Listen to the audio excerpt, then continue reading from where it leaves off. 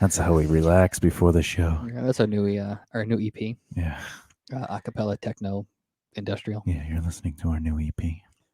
Welcome to easy listening. Easy Listening with JD McGibney and Thomas J. Bellezza. Today we talk about our sweaty balls. Oh, Jesus. Today is JD's last show, as We're- always. We're in like 15 seconds. I know. I think that's a record. High five. I don't touch it. Oh, All right, JD, what are we talking about today? what it means to be successful in the entertainment industry. How do you even know that? I looked at the title When? yesterday. Right. That's right. Yesterday. I just put it up today. Oh, that meant tomorrow. Anyway, what does it mean to be successful in entertainment? Can anyone make a living doing what they love? JD, why don't you answer that first? Why don't you bring us into the show? Let's see where you're at. All right, let's And see what then- I can do. But You ready? don't use our definition. Like, let's just what does it mean to be successful in entertainment? Is the first question. Without using the BBR definition. Yeah, because we're defining it, and therefore we can reach that. But All right. we got two questions. So the first one: what does it mean to be successful in entertainment? Well, All right, that was interesting. So another. Go ahead. Just make it quick. Just make it. right, but what it whatever means to you be say, though- successful in entertainment is to be able to, I guess the artist answer would be to eat this carrot. No, go ahead. Let me ask you a question. What does it mean to be successful in entertainment? The non-BBR answer, the artist answer, is to Well, what's your answer my answer. without the BBR influence? If I were to sum up being successful without using the BBR influence, is to be able to achieve my business and personal goals. What That does would be that the mean? Basically, I have set goals for myself professionally and also personally. Professionally, And what are those goals? well, professionally, Obviously, this already sounds like a BBR answer because when I met you, you didn't even know what SMART goals were. that's right. I had no idea what the hell a SMART Yeah. goal was. I just thought it was a good idea. Hence the SMART. A SMART goal. I want to be a successful musician. Yeah. I mean, that's pretty much my answer to you when we first met. I know. I want to make money playing the guitar. It's like you don't make Specifically- any money, then one day you just make lots of money. They give you millions of dollars. I go, here's tune, they go, here's cash. Mhm. And then I go retire with my for buddies. some reason, it's in Russian rubles, though. Yeah. Well, you know. So is this really your answer? I mean, because it sounds like you're giving an influenced answer. Because Well, at setting this- your goals for both is a very important aspect of Well, realizing success. at this point, I've definitely been influenced by your teachings. So what did you think when you were first starting out in the music industry? And by music industry, I mean when you thought you were in the music industry. When I was in the local scene playing the same, like handful of Yeah. bars over and over again on Long Island. Yeah, where you went to work every day to make some money so you could afford to go play shows. Mhm. What was your idea of success? At that point, my idea of success was basically getting noticed by a record label and getting a record deal. That What? was my idea of success. No, so basically, if you got the record deal, you'd be like, we are successful. That would have, in my mind, that would have been us, I guess, being legitimate, quote unquote, and that would have been the start of the success. Well, I agree with that. I Is mean, how I would have broken it's it down. difficult to be legitimate when you're playing little tiny clubs. I mean, that's true. That's my licky. This is when I get cotton mouth. I don't really get cotton mouth anymore. When was the last time you got cotton mouth? I mean, you stopped getting cotton mouth when you stopped smoking all that weed. I've never smoked weed. I haven't even tried it. The Mm. smell of it alone just makes me go, these people are going to get naked soon. So Wait, what? So they're gonna get naked? yeah. Anyway, all right. So that's what success was to you. If we got signed, we would be legitimate. Yeah. All right. That was my initial Yeah. idea of success. How does someone do that? How does somebody get signed? No, all right. Can anyone make a living doing what they love? Can anyone make a living doing what they love? It takes a certain mindset. So the answer is no, not anyone can, because you have to have a certain understanding that you have to actually run yourself like a business. See, I'm the optimist. I believe anyone can make a living doing what they love. But however, I do agree that they need to do what you just said, which is you have to change your mindset. So if you're able to change your mind, Then you can do it. you could do it. So In the words of Rob Schneider, you can do it. You can do it. Some people you could throw into the category they'll never change their views, their mind, but it doesn't mean that they're not capable of becoming successful and making a living doing what they love. It's just something has to motivate them to do that. So it is possible for anyone to do it. It has to start with you, though. You have to choose to change things up.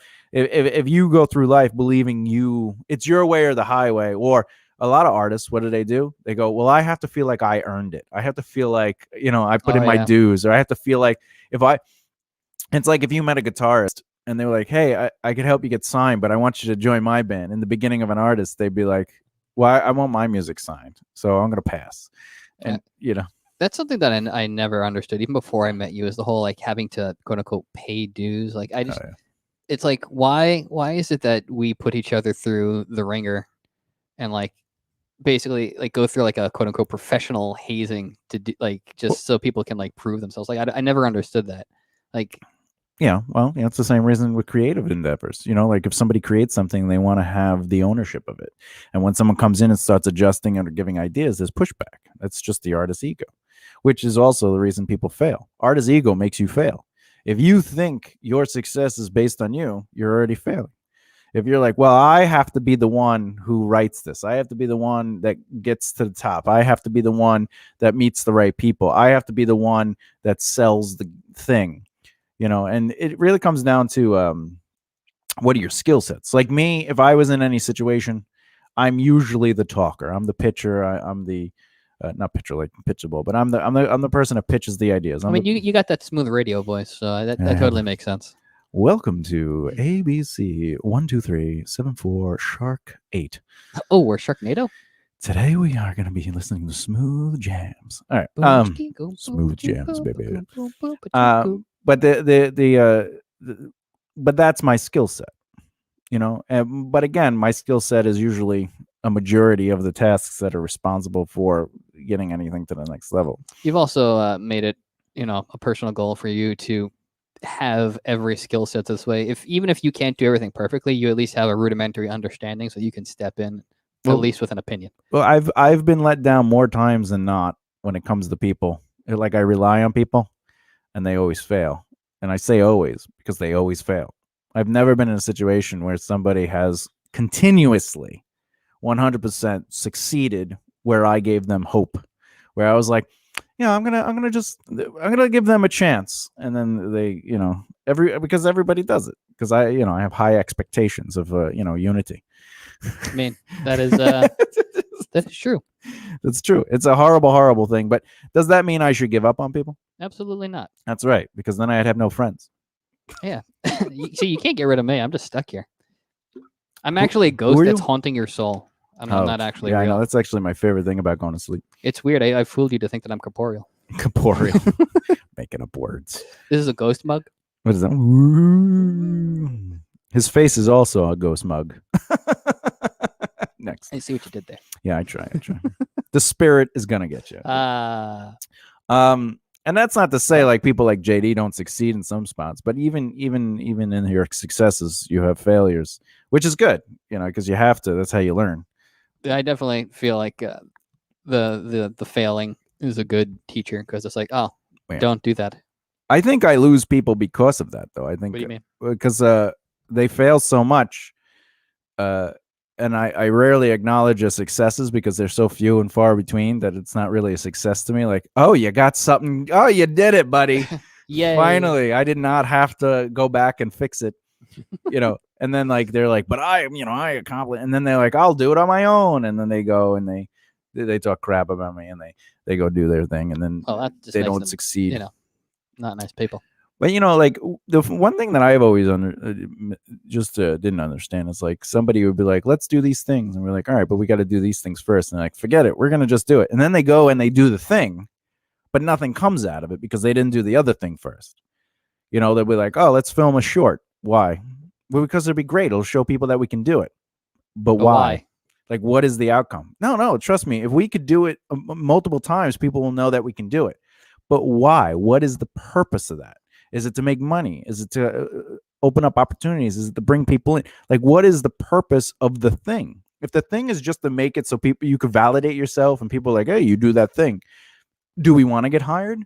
Because if that's so, there's a purpose to that. Like how we work to acknowledge that, how we advertise ourselves, market ourselves, who do we get involved? Like all that is important. I think a lot of people, myself included, like there is a reason to do a lot of the artistic stuff. Yeah. But I think a lot of the reason gets lost in the subconscious because people don't really understand. Like people understand, oh, I want to do this, but they don't necessarily see right away the other things. Like when people specifically ask their friends to do a project, or if they're looking to work with like a certain organization, they're just like, oh, I really want to do this because they have that artistic mindset, but like a lot of that other stuff I don't think is identified easily because they're not used to identifying it. Well, I also think that a lot of people just tend to be selfish, and that is also a very driving factor. Well, like when we were doing the sixes, when we were working on that, and like I asked you to do research, and I gave you full comblage to how's that go? Comblage. He's learning Klingon, everyone.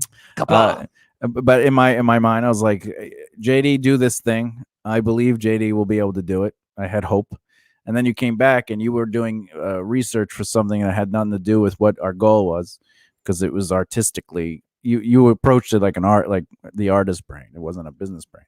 I very much misunderstood what the overall goal was, so I went in a different direction. Yeah, but that's the thing. Like we shouldn't at this point be at that level where it's misunderstood the goal of where you start, what's next. Like everything we do is exactly the same method. Nothing changes, and to jump ahead is artist brain, and then that's what are you going to do? It's like, oh, this is different. No, we just need the thing. We'll get it distributed. We haven't even gotten past the alpha stage. Yeah, I'm not even using my images yet. You know what I'm saying? Like it's not even, but meanwhile, hey, if we do these things, there's distribution, if we get this much money, and it's like, all right, but we're not there yet. And it's like, oh, then what are we doing? And I was like, oh, we're building awareness through marketing. We're going to create videos eventually that explain the game's process. We're going to get people involved. We're going to get artists involved. I'm going to make it a big thing that's really more than we are building the community at this stage. Because we have no real brand for that particular product. Which makes sense. But it's like an album. You record an album. Why are you recording it? Well, I want to release it. Okay, but why? What is the process? What did you do with it? What is? But again, I want to just make an album and then I'm just going to release it. But the moment you choose to market that album, you did not just make it for yourself. Like it wasn't something you wanted to just. Hey, I just want to make an album. Like an artist don't think about that. They have two conflicting brains. I'm just going to do this. They tend to cross each other and then conflict and give wrong information. But it's an excuse, though. It is. I'm just going to do this for me. I'm just doing it for me. It's an excuse for I didn't want to do any of the prep. But then why? Not just you, but like artists in general. They go. All right, I'm going to release it, but I'm going to tell everyone about it. And I'm going to try to get as much publicity on it. I'm going to try to get people to listen to as much as possible. But you already wasted every second before you released it to do that, and the artist brain is just like, well, I just want to release it for me, so I have no pressure. I don't want to have pressure. I just want to enjoy the thing I'm doing. But the moment you choose to want others to hear it, that makes it a business proposition, and you need to take the proper preparations. It's like I ask you, what was your business plan? What was your marketing plan? What was this? What was that? And you're like, oh no, I was going to do that after. And I was like, what company do you work for? And you're like, well, I'm just doing this for me. And I could call bullshit. I do. A mile away. And I was just, but you got this weird little like light that beeps and like blinks every time. I notice it never goes off. Yeah, me too. You get this little green light behind your left ear. But I'm a prime example of being able to make things for me. Like every video that I post on YouTube under Thomas J. Bellezza. Of me just playing a crappy recorded version of a live presentation, which is usually maybe tops 3 performances of it, tops. And that's if I'm just still awake. But normally, what is it? 1 take? I just play it through. And I go, that's what it is. I go upstairs, I cut the beginning and the end off because it's all the talking and the jokes of whatever I'm doing. And then I just put it on YouTube, and I don't spend any money on it. I don't spend any time. Maybe I'll post it on my social media, but there's no effort for return. You're just doing it because it's for funsies for you. It's funsy, and I know that I have a brand, and I know that I market that brand. So whatever else that you do under the brand, people will be like, oh yeah, he's doing this thing. So they'll come to my brand and they'll be like, oh, he has these things. And it's for the people that have bought into my brand or continue to buy into my brand. But if I ever one day just start going, my music, I would have to change my brand, because then it would be about my music. Yeah, because you're much more than just the music. You do so much. But everybody is. Even a band, an actor, or whatever, a writer, they're more than what they do. And if they focus on what they do, they're not doing their job. They're not doing because what they do is not their job. That's right. Because the idea that except for Kitty. Who? Kitty the band? Yeah. What? Their job is to be Kitty. All right. This is JD's last show. Their job is to be Canadian. Are they really Canadian? Yeah, they're Canadian. You know? I didn't know that. They come from the Canada.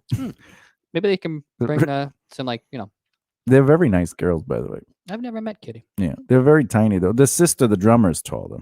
Oh yeah, because it's two of them are siblings. Or at one point weren't they all? No, because there's only two of them.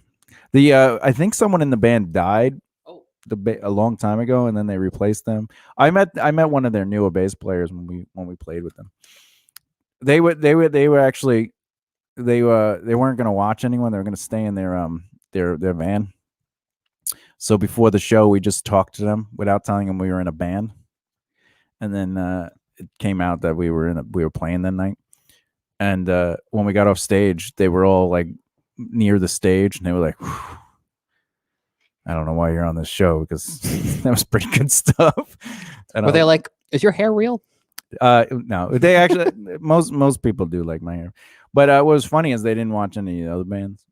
But the reason they watched us is because we built a quick relationship with them. You interacted with them as people, and you weren't like, oh, we're so excited. You're fanboy girl. We weren't like, please check out our band. We need the validation of your interest, because clearly your music is, at the level of, like, if I want Metallica, even if I want a Dream Theater like our music, it would be weird, because we're not, the music I write is not even in their vein.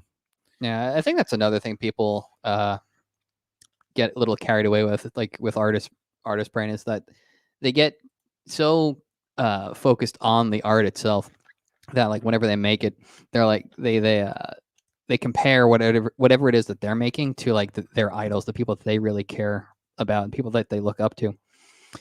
And that's like one of the biggest lessons that I learned from you, is the fact that, like, being able to separate that difference of, each person's art is unique to themselves, like, and it also has no like what you make has no effect on you finding success. I feel like having that understanding personally gave me a lot of like freedom. I didn't feel like that pressure to, like, I have to write the perfect song. I have to make sure that this is like, this is gonna get me noticed, or this is gonna be like a radio hit. Having that freedom and that pressure taken off of me, I feel like I felt more comfortable writing and just kind of like trying new things and just writing really what I wanted to hear, if that makes sense. Yeah, that makes sense. I mean, because art by itself has zero value. The art as a general rule is only valued by the creator. So if I create something, I'm gonna like it, even if it's crap. Even if I critique it, I made it. Like Legend of Fates. Like Legends of Fates, right? Which is my favorite song you've ever written. Just throwing it out there. It sounds nothing like my music, but it's his favorite song. It's so good. Which tells me a lot. Tells me a lot. So good. I love that song that sounds nothing like the music you write. It's the best one. Listen. So you don't like my music? No, that's not what I said. I said it's my favorite one that you've written. Yeah. Listen, just because you're really good at writing, catchy pop tunes. I mean, that are not catchy pop tunes. But you got to remember, I had to study pop. That's why I can have that conversation with you where I say, I know what a good song is. I really just want to, like, see a snapshot of you, like, like 10, 15, 20 years ago, just like sitting there with like headphones on, listening to Britney Spears on repeat, just going, oh God. I didn't have it on. I had it very low, and in the background while I had death metal playing on one speaker. I only have to listen to a song once to analyze it. Listen, Mr. Photogenic Memory. It does look good in pictures. What was I saying? Oh, yeah, art has no value by itself. You know, like if I create it, it is what it is. You know, like I appreciate it. Da da da da. The actual value of the art comes from the context of the brand. How I connect with your message is how that art becomes valuable to me. I think a really good example of that is Metallica and anything that they put out Who's after that? the Black Album. You know, people love the Metallica brand. They love what they stand for. They love, you know, almost everybody except for Lars. Yeah. And I don't even think Lars likes them. I mean, You know, I was the thing about with Metallica. You know, we're revolutionary. We're making things happen. You know, and the problem with Napster is that it just really was slowing down the whole thing about what Metallica stands for. That's pretty good, Lars, right? that was a pretty good Lars. You like that, huh? I used to Shave work the on it. beard, and you know, Yeah. No, I think what we should do, we should just add in, take away the solos. You didn't know I could do Lars, did you? well, now I do. See? But Go ahead, man. now that we've Do what you established gotta do. that Thomas's side gig is, you know, the drummer for Metallica. That's right. I sit there and I sweat. You know, I started painting, and in this corner, it was all black, and I was like, something in me was speaking. Did you ever see that? From No. Some kind of monster. I don't remember. He's like explaining his crappy paint thing that he did that sold for $1 million, which, by the way, proves Brand. my point. The art by itself had no value, but people were like, this is a Metallica. People love the Metallica brand, but that's what you know, ahead. I wanted to point out with Yeah, like finish what you your were thought. saying is that the art itself has no value unless people buy into the brand. And like Metallica, they've literally like changed their entire sound from the Black Album to now, and like from Kill 'Em All. drastically changed. Yeah. They, you know, went from like a metal band to a rock band. They didn't have a choice on that, though. They hired a producer, and they gave that producer the freedom to kind of change them around. So well, they they had the choice to hire him or not hire him. yeah, but they took that choice away and left it in the fate's hand. And the guy was like, yeah, I think he even plays bass sometimes on Saint Anger, if I remember correctly. Yes, because they didn't have a bass Jason player. Newsted. And that one of the big reasons that I think they got rid of him eventually was because he started to think he was in the band. And they're like, we're gonna go. Yeah, we're gonna none of us are in the band. You're not in the band, man. What is it, Diet Pepsi? Yeah. But yeah, Uh, so the point yeah. is people love Metallica, but you know, they still are like not necessarily on the same page with whether or not they enjoy the music or not for the past like 30 years. no one likes Metallica. I love Metallica. You love Metallica, but you don't like Metallica. You know what What? I don't like about Metallica? They did exactly what I told myself I would never do. Cut their hair. No, be as old as they are and think they're still cool. They're gonna be Rolling Stones soon, and you're gonna just be like, "It's just No. just stop." They're not gonna be Rolling Stones because Mick Jagger literally was doing yoga like a week or two after open heart surgery, Oh, and he's like 80. I'm pretty sure Mick Jagger might actually be immortal. So well, we know Keith Richards is. I think Keith Richards is being kept alive by all the drugs in his system. I think the English have learned the truth of immortality because the Queen is like 1,000 years old, but like Ozzy Osbourne. they gave out their teeth strength for youth. Anyway, let's look at a couple examples. Oh my God, these guys do. I'm 130, but I don't have one original tooth. They're all going like Even different my directions. gums have abandoned my mouth. All right. So here's some examples. Here's some definitions of success that I agree with are not accurate. These are things that people say you can be successful. This is a life hack website, and it's how you can be successful. So How can we be successful, Thomas? it says, and we're not going to discuss all of them, but I am going to mention all of them. Success is always doing your best. I'm going to ignore this one as a filler. I feel like that's just a generic thing that people tell you just to be like, oh yeah, Well- be motivational. Let me break it down real quick. Be your best. Well, if you're the best guitarist, can you be successful in your career? No. No. So if they're just talking about success in general, That's one thing. But they're actually talking about success as a Like you have to be the best. yeah, Because define success. if that was literally the case, like there are so many like bedroom musicians that are Yeah. phenomenal. Like I personally know people Yeah. that are like savant level amazing Yeah. on their instrument, but they just do it for funsies and they don't, do anything within the entertainment industry, period. And it's like, I know actors who they're amazing, but they just want to do local theater.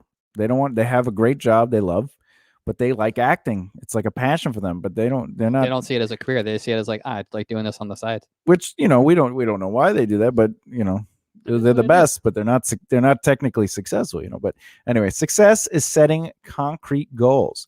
I don't believe success is setting the concrete goals, but I do believe you need concrete goals to reach success.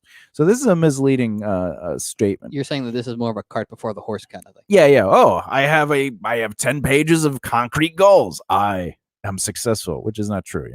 It's the same thing as like, no matter how good you are without effort, it doesn't matter. Like you could be the greatest swordsman in the world, but if you don't ever use it, then you're not really the greatest.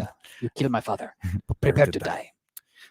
No, I think that's a really good point. Like the goals, like you taught me, is being able to set long-term goals and being able to set shorter smart goals. Help you to stay on track to be like, oh, this is what I want to get. Yeah. These are the key points. Okay, so what are the goals that I have to set so this way I can make sure I can get to those points. Yeah. You need goals to lead you somewhere. It's like a roadmap. Yeah, they are. Or GPS. A GPS. You'll need those GPS. The GPSs are very important to get to your career success. Now you're Russian, Lars? No. Now you just get rid of. Just throw away the backpack. I don't even know why you. Just get rid of it. All right. I could do that all day.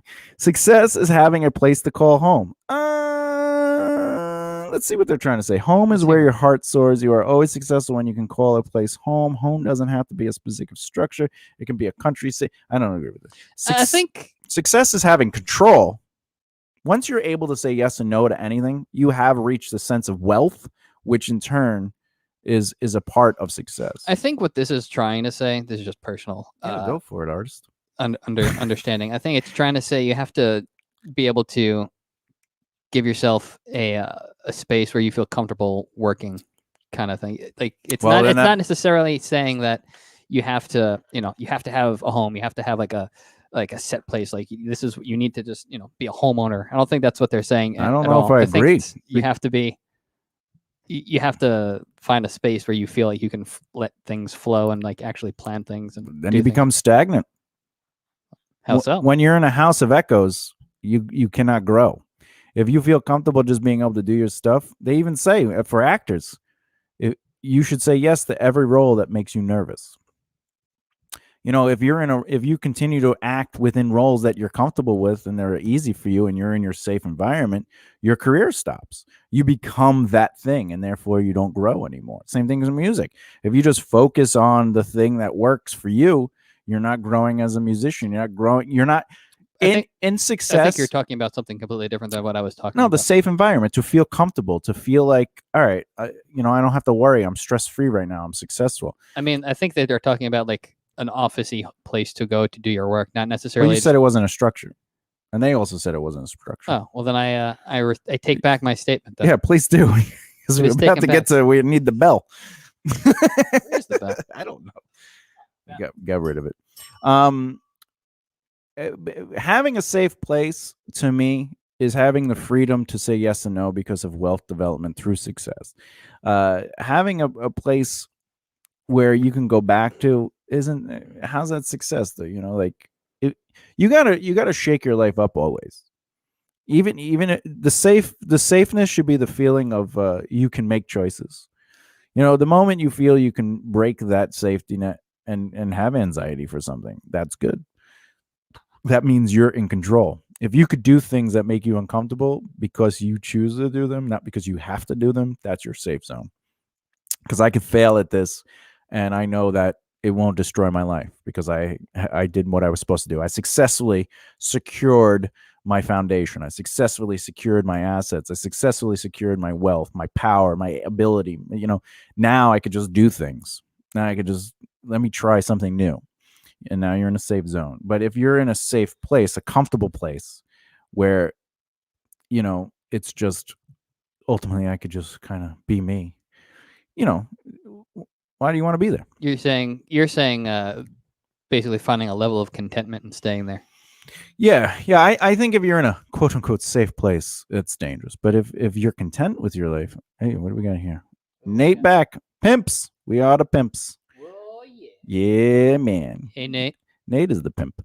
He definitely is. All right, so keep them going. All right, number 4, success is these are not our ideas of success, by the way. These are from our website that we found. Success is understanding the difference between need and want. See, whoa. What is this? Stupid ads. I hate websites. Success is to achieve success, you need to be able to understand your needs versus wants. Yeah, but I don't sacrifice your understanding those is success. Right? Success is believing you can. Jesus, I'm not even going to get into that one. Success is remembering to balance work with passion. I disagree. I think you have to achieve success through wealth and the ability to say yes and no to give yourself that freedom. And if you are doing the thing you love, it is not work. So basically, you're doing all this quote unquote work and cheating the system by doing something that you love. Well, I'll give you examples. Sometimes people tell me, hey, what do you do in your spare time? I go, I write. And they go, but you write for everyone else. I go, yeah, that's what I like to do. I'm like, but that's your job. What do you do to relax? I write. Like, does that mean I'm not separating work and passion? Not at all. Right? So it just so happens you get paid to, do the thing you love doing. Yeah, which is success. But I don't think making a balance between work and passion. I think your work should be your passion. However, your passion shouldn't feel like work. Success is taking care of your needs. I think that, I'll accept that. Yeah, because if you have control again, right? Yeah, because if you can't take care of your needs, feeding yourself. Success is learning that you sometimes have to say no. I think with success, you would have, that would mean that you have the. I think that should be that should be changed to. Success is having the ability to say no. Yeah, that. Right. Success is knowing your life is filled with abundance. Oh my God. Who wrote this? Success is understanding you cannot keep what you don't give away. What? Understanding you cannot keep what you don't give away. You will only succeed if you can help others succeed. Oh, that I believe. Yeah, it's such a weird way to word that. I don't think success is understanding that. I think success is having the ability to help others. I think that should be changed to, give something towards give back or pay it forward or something like that. Because what they said, I don't even know what that means. I can't even finish this list. I just glanced over it. It's insane. It's so misleading. Anyway, all right, what's this? Well, we've also had this discussion in private and on the show before, where we've talked about how a lot of people have reached success or have found success, but don't necessarily understand how or why they've become successful. Well, yeah, that's fair. That's fair. Speaking of, here's 10 secrets to success in the entertainment industry. I bet you the first thing we read, it's going to be, can't ignore you. No, it's going to be a contradiction of the whole process of being able to do a career. You ready? Let's find out. 1, found day jobs that were flexible and not too physically or mentally taxing, saving my energy for the start of my artistic workday. That's me laughing, everyone. Yeah. If your day job is not within your field of interest, then don't try to do your artist passion as a career yet. Work that job, maybe get a second job, and save up a foundation of 18 months minimum, which will be your startup capital. Then you quit your business. To start your business. You quit your job, and now you have a year and a half to start making a living within your field of interest, which would be success, Rose. I think a lot of people don't understand that. Entertainers don't understand that there are a bajillion and one day jobs, quote unquote, that they could get that are within the entertainment industry. But you shouldn't have a job to pay your bills. You should have a job to grow your career. I agree, but I'm saying with the idea of getting a day job it's like, especially with flexibility. Yeah, it's like, just if you want to be an actor, work a day job to build up your startup capital for your Yeah. 18 months that just so happens to also be within the entertainment industry. So you could start the process of networking and building relationships and starting to Yeah. learn how the business runs from behind the scenes. Yeah, if you have the 18 months and you could work a day job within your field of interest, you could do that, right? You have the ability to network, and you're not working that job to make money. However, every dollar you make, you can organize into your 3 needs of purpose plus your emergency fund. So not only is that job helping you move forward, but you shouldn't be working there to work there. You should be working there to grow opportunities. Yeah. And Plus, anyway. if you work for a company like CIA, they have a pool table in like the main lobby. That is Number 2. true. Learn the hard way that it wasn't enough to be a good artist. I also needed to be my own CFO, CEO, business manager, and sales and marketing department. Once I understood and applied these skills to my creative endeavors, it actually saved me time and aggravation. I agree and disagree with the way they're wording this. You do need to be a business first and then be rewarded your artistic venture. Never stop being an artist. Always create, always do whatever you want, but don't do the art to be successful. Do the art separately from the running of Yeah. the business. And your goal is that your career, the way you run your business, should ultimately lead you to a place where you're making money because you're doing your job and they're paying you for the value of what it is you do. I also agree with Nate. You definitely need dreadlocks. Let me see. Who says I don't have them on my testicles? Oh my God, that would be so funny. It is funny. All right, number 3, set both short-term and long-term goals. I agree with that. The reason you need long-term goals is because they're your ultimate 1, 3, 5, 7, and 10-year goals, and you should have more than one. Those can be malleable, meaning they change depending on what happens in your career. The short term actually would be the SMART goals. So the short term goals would be, how do I achieve my first year goals? But every goal you have, your first year goal needs to influence your 3, 5, 7, and 10. Your 3-year goal needs to influence your 5, 7, and 10. Your 5 needs to, right? But your short term goals are the same thing. Every SMART goal you create should ultimately affect your 10-year plan. How does this SMART goal affect my opportunity to achieve my first year goal, but also influence my overall goal? That's an important thing too. Number 4, didn't waste time focusing on fame and fortune. Instead, I focused on more practical things like being a working artist, joining a performing arts union, doing a great. I don't agree with this. What was the part about the joining the union? Joining a performing arts union, doing a great pitch, or improving my craft. None of this is accurate. What are your thoughts? Being that you are actually part of SAG-AFTRA, what are your opinions on how she's throwing that into this little bit of advice? I don't think that should be in the mix of a great pitch or improving a craft. You should be a part of a union. Why? Because you get the advantages of the union and you can get involved with your field of interest. Because if you work with the union, volunteer your time or go to the meetings and stuff like that. Help with events. You're getting to meet people that are doing what you do. Sometimes they're on a lower scale, sometimes on a higher scale. You just have to be available. And the only way you can do that is if you have that foundation supporting your year and a half, which, by the way, if you're doing it right, eventually that year and a half would get extended just because you're organizing your money, right? You're focusing on your needs, not your wants. Yeah. If you focus on your art, your craft, and pitch, again, that's the artist brain. That should be something that you should be able to do, but it's not necessarily how you become successful. Success is based on your triangle of life: the 3 needs of success, 3 needs of longevity, 3 needs of purpose, your 8 assets, and of course, treating your life like a business. Number 5, make time for a personal life. Okay, again, your personal life should be your business life because you should never do anything that feels like work. Like in this industry, everything I do, I'm surrounded by artists. Like everything I do, but I don't feel I'm working. The dog's an artist. My dog is an artist, okay? But like when I go out and have meetings with my friends, they're in the entertainment industry. You know, when I'm working on stuff on my own, it's for the entertainment industry. I don't agree with this terminology that I hear people point out all the time. It's like, well, you have to have a personal life. My personal life is my business life, you know, and if that was dreadful to me, I would change that up. However, I guess if they're saying personal life is like, do you think relaxing with somebody? Well, do you think that they're also saying maybe like take time that is specifically for yourself?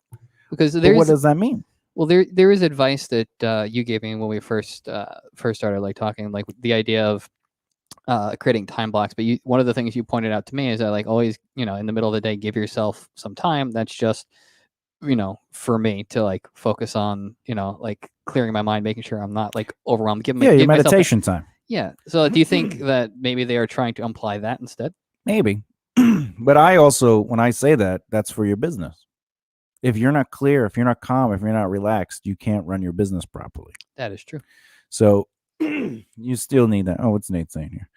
Hey, one random day, one of your videos is going to blow up and you guys are going to be a massive. Hey, man. I love his confidence. We love you. And don't worry, we'll have you on as our secondary host. It'll be exciting. Tertiary? Tertiary? Yeah, because he'd be the third. What? 1, 2. Tersh. We're the main hosts. Yeah, but 1, 2, tersh. He'd be a secondary host. We're the main host. Ah. Actually, sometimes I feel like he's the secondary. All right. I'm just here to look pretty. Here's one. Show up. I mean, you definitely should if you say you're going to. Yeah. Show up though. It probably means something else. I don't agree what they're saying here. What did she say? She's saying, go to screenings, go to openings, go to galleries. I think that is the be seen, be present, maybe. Yeah, it's be seen, be present. But show up means do what you say you're going to do and be involved. That's what that is. Be seen, be present is part of networking. Get involved is a part of growing that brand within that networking. So, but anyway, eliminated distractions. Well, I agree with this, but this has to do with your circle of influence. get rid of the annoying people.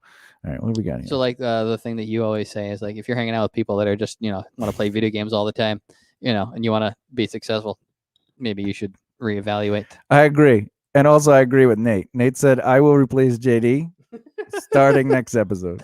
I'm in. That's funny. Wait. If that's the case, we got to send him a bell. He has a bell. He doesn't have this guy. But I'll tell you one thing. All right. 9. Discovered that it actually takes less time and energy to eat right, exercise, rest. I don't know. I eat like crap and I'm successful. And you do everything you can to be healthy and you're successful. So minus the, every now and again I just gorge on like crap food. On potatoes. I've seen you stick a stick of butter up your ass. I mean, how else am I supposed to absorb the buttery goodness? I don't know. I feel scared for us for when we become billionaires. The stuff we'll pay each other to do.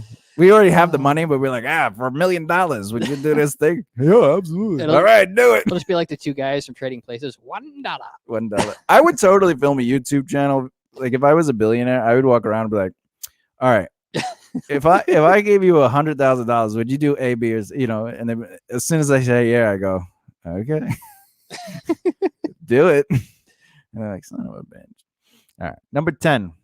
Ooh. Learn that it is important to periodically reflect upon and celebrate the goals I have achieved. Well, yeah, you're supposed to check in with yourself. I agree with that. This is not a strong list, but there's some good points, but there's also a lot of stuff that seems to be misleading. Yeah. I was going to say muddled, but yes. Showed discipline, study her field, targeted her market. Anyway, all right, I'm going to shut this down. All right. What's your name? Bob. Janie? Steve? All right.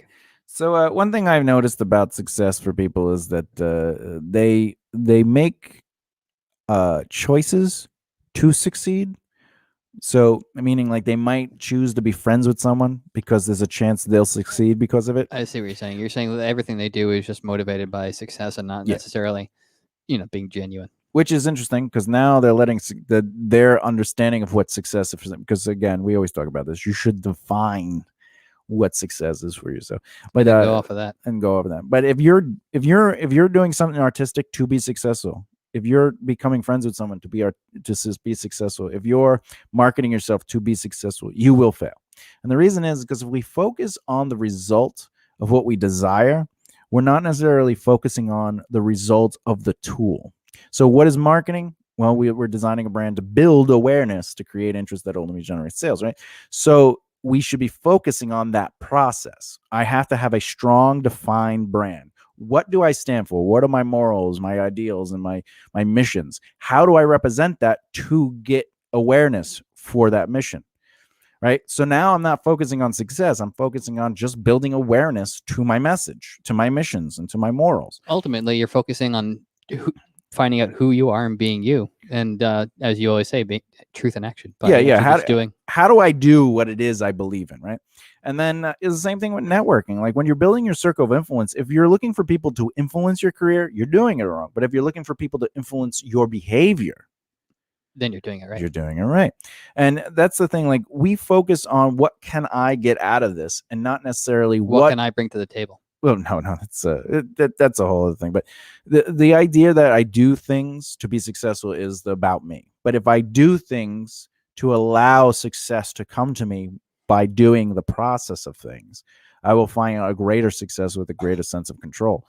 Does that mean you shouldn't take opportunities? No. I mean, if opportunities come around, jump on them, but jump on them not for your success. How can you, and this is where your thing is, what can you bring to the table in that opportunity? How can you benefit that opportunity? Not how can that opportunity benefit you? And a lot of this sounds weird, well, I want to be successful. Yeah, but your success has nothing to do with you. It has to do with the people around you. So again, if you're just focusing on how you can grow, then you become the person that needs to be the only host. Then you're the person that, has to write everything. You become the there's a difference between having control and then being on your own, and being on having control and then being a control freak. Well, you could still have control. And no. I mean, like, control freak is the kind of person where like you were saying, you have to do everything. It's not like you do everything and then you're open just because like you just happen to do everything, and then you end up working with people and things change and you adjust things because you're bringing people on slowly but surely, as opposed to someone who's like, no, it's my way or the highway. Yeah, but I also believe that if you have a vision, you should stay true to the vision. There's a point where like too much input is it dilutes the, like if I go, I want to do A, B, and C, and someone comes in and A starts looking like H.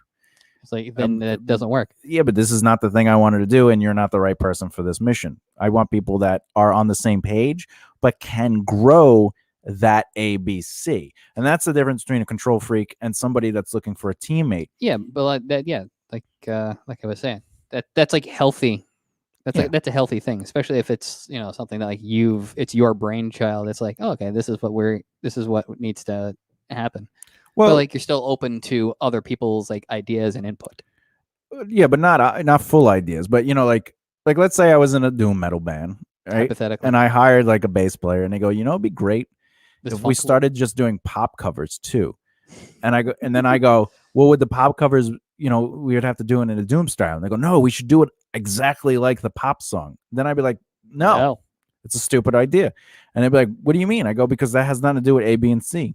We're doom metal, theatrical, and whatever. So your ideas have to elevate those concepts. Although I think it would be really funny to see you in like a doom outfit, but like with like a Madonna bra on. See, the joke's on you. What she wore in that heyday was a doom outfit.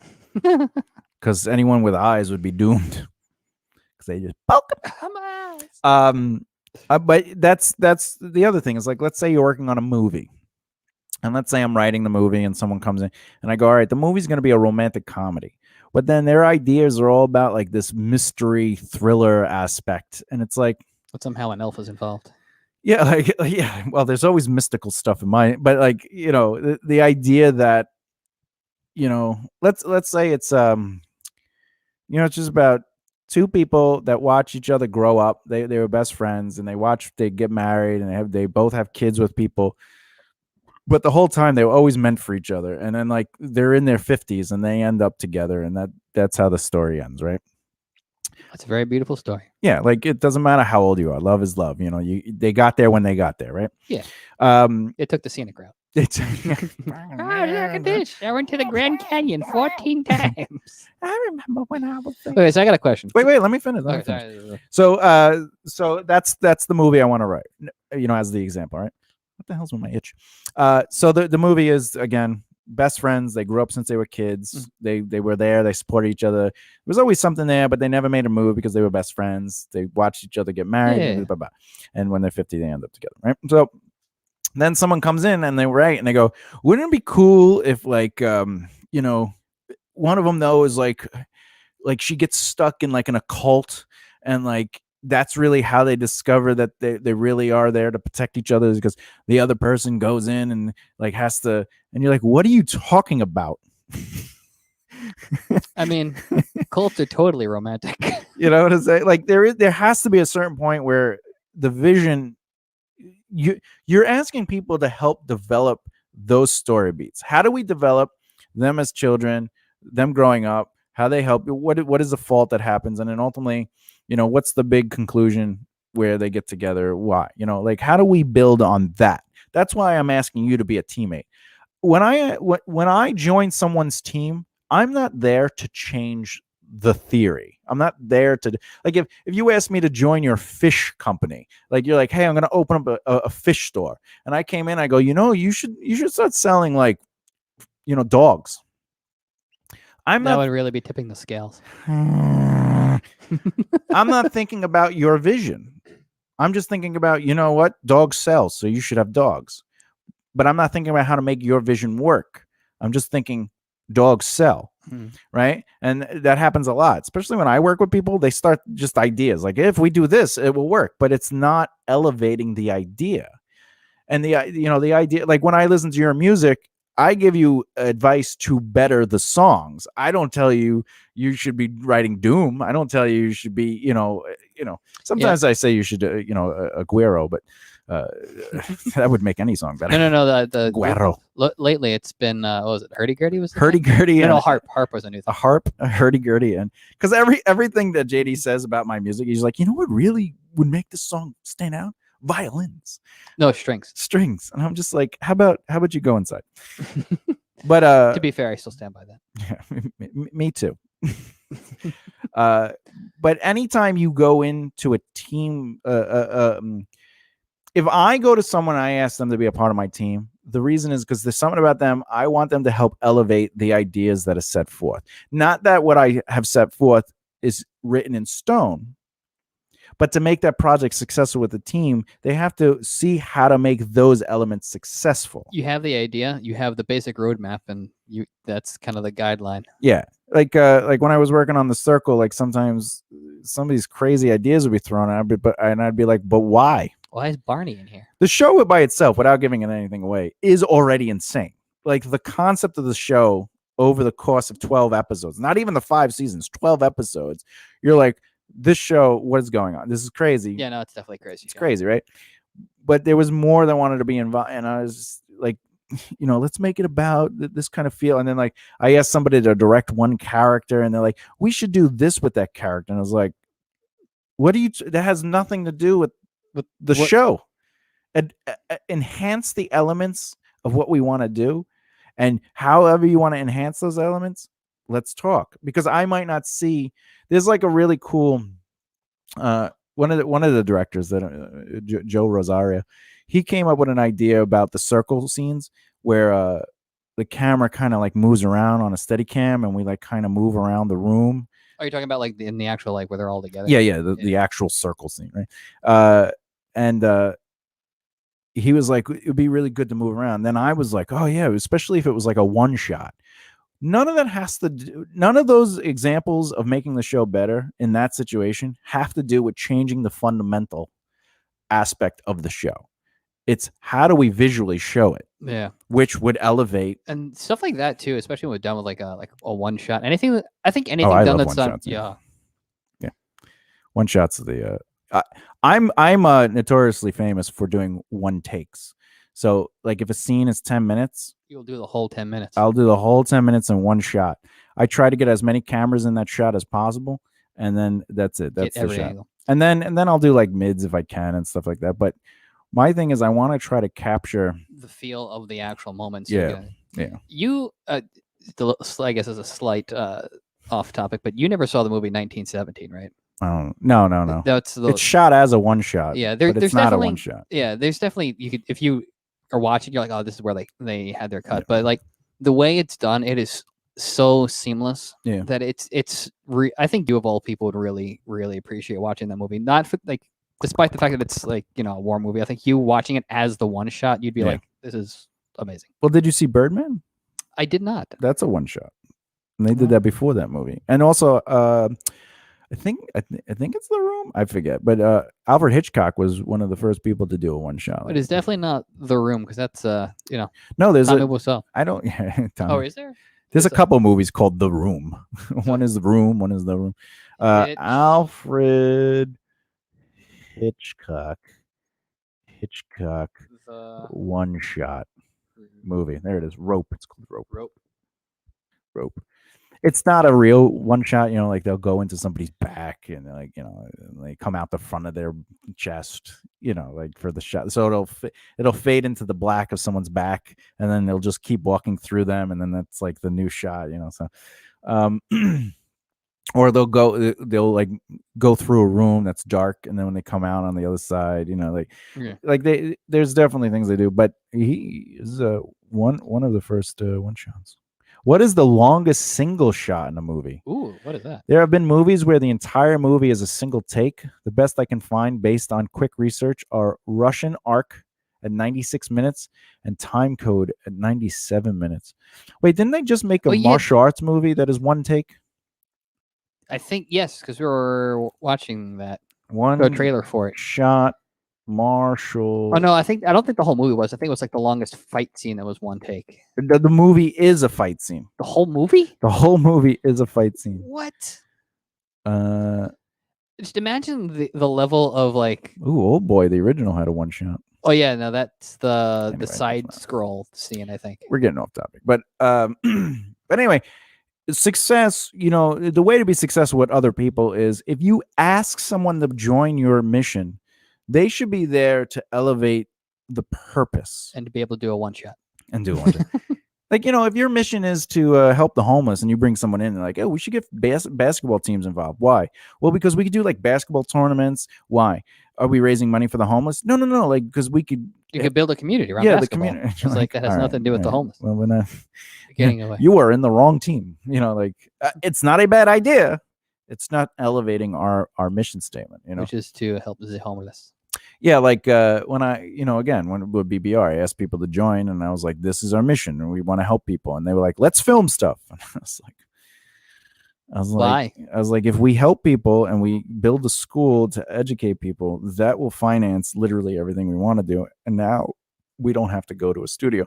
And then I was like, well, if we're gonna film stuff, we shouldn't try to get distribution because the films that we can afford to film are much less expensive than a high quality $1 million film.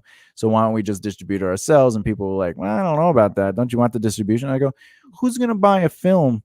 You know, that's not, we can't even, nobody wants to work with us unless we pay them professional rates, but they're all nobodies, you know, like they're just getting out of school or whatever they can. And they want like $1,000 a day to be a cinematographer. I was like, I don't even know any cinematographer that gets $1,000 a day, you know? And, but then what would kill me is the people that are like, we should film.